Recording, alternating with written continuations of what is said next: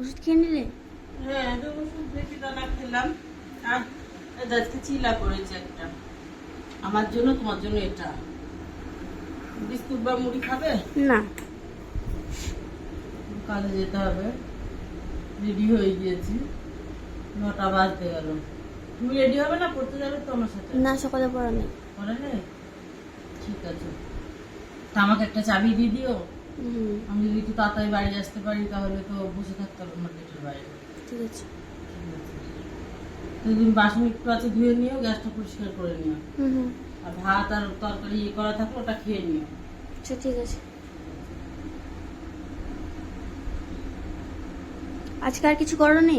না, আজকে আর কিছু করিনি, চা টিফিনে এইটাই খাও।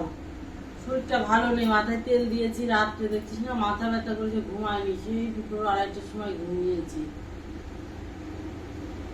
একটু ঘুমও আসছিল না। তাহলে কিছু করো নি, এটাই খেতে হবে। হ্যাঁ, যে মাসের শেষ, টাকা পয়সা শেষ হয়ে গিয়েছে, জিনিস ঘরে সব বাড়ান্ত হয়ে যাচ্ছে, টেনশন হচ্ছে। আর কদিন পরে দেখি, কালকে দিদিরা চলে গেলে টাকাটা নিয়ে নেবো, নিয়ে মাসটা বাড়িটা তো তুলবো, কাজ আছে। আজকে তো ছট পুজো, গঙ্গার ঘাটে যে খুব ভিড় হবে। আজকে যাবো?